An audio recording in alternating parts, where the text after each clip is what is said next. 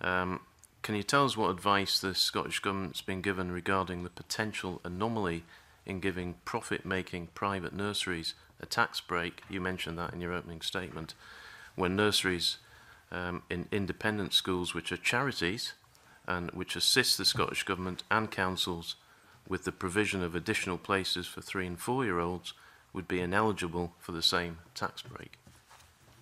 Of course, the recommendations stem from the Barclay report into non-domestic rates, how we can use it more effectively. I think the position on nurseries and giving 100% rates relief supports the government policy in expanding early learning and childcare, so it's a supportive policy, and it was a recommendation of Barclay that I was happy to accept, and we haven't distinguished between private and council-run nurseries. If we want to improve the quality of nursery provision, then we will have to invest in it. So there's the direct investment around training and capacity and placements, that resource, in infrastructure also. But the rates relief will support all nurseries as well. So that was a clear recommendation of Barclay, and we intend to see it through. In relation to independent schools, the recommendation from Barclay was to remove rates relief from all independent schools. It was all of them. But what I've decided to do, following the engagement and reflection, is ensure that within that, special schools, special independent schools, and those with a very specialist nature continue to have that rates relief. And that's the distinction. Mainstream independent schools, it is proposed, don't continue to enjoy that rates relief. However, it doesn't change their charitable status. I've seen some press coverage to suggest that it changes their charitable status. We don't believe that it does. And it's also been suggested that we can't separate out the two, and I believe that we can. So there will be forthcoming secondary legislation in due course. Now, the other point about that is that there is plenty time to prepare for that as well, in terms of the difference for independent schools, but for nurseries, we're proposing a quicker implementation so they can enjoy the rates relief earlier.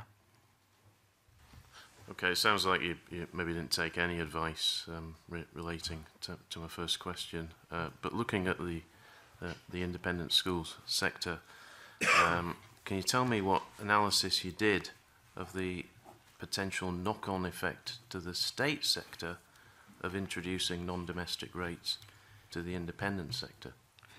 If I can probe a bit further, I thought I gave quite a comprehensive answer on the difference between a nursery and an independent mainstream school. So I apologise for stopping you there. Of course, you must continue to answer this question, and of course you want our supplementary. That's fine, Mr. Simpson. But can I remind colleagues as how this would impact on the local government financial settlement and knock-on consequences on services, given that we are doing budget scrutiny, but I'm given a degree of latitude. Which is exactly what my question is.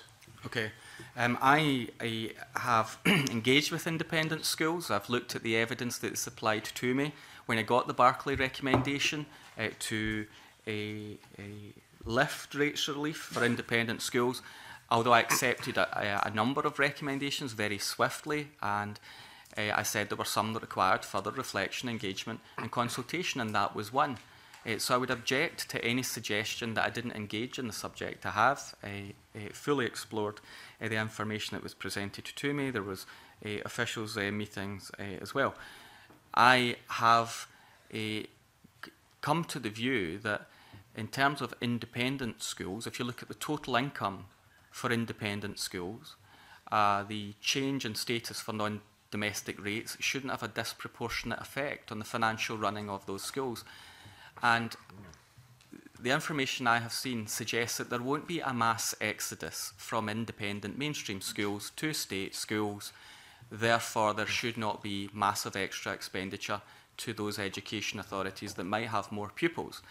I say this. I think this is the right thing to do in terms of independent schools, and it doesn't affect their charitable status, but it has been put to me that some independent schools may well change their a bursary support for those that might not otherwise be able to afford to go to independent schools. I actually think that all children deserve the best education, and that's why we've put more resource into education. But I don't think there'll be a disproportionate effect. I think that the sums involved in non-domestic rates can be absorbed by those schools. Yeah, I mean, the reason I asked the question is because you know, fees could be increased, and that could mean that some pupils leave that sector and go into the state sector. I spoke to the Scottish Council of Independent Schools.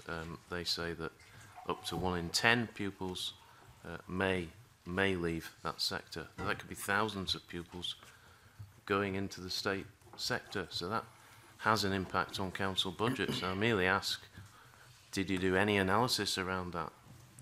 Yes, of course. I'd say for the third time, I looked at the evidence that was presented to me by independent schools, by their representative organisations, and direct meetings I had, and meetings we had with officials. And if you look at overall, the cost to an independent school of non-domestic rates, I say again, it shouldn't have a disproportionate impact.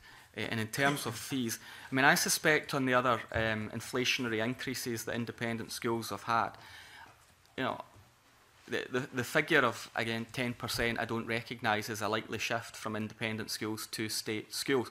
I can tell you also that it has been put to me that many people would take a very dim view if independent schools became arguably more elitist because they had to pay non-domestic rates, which incidentally puts them in the same league as council schools.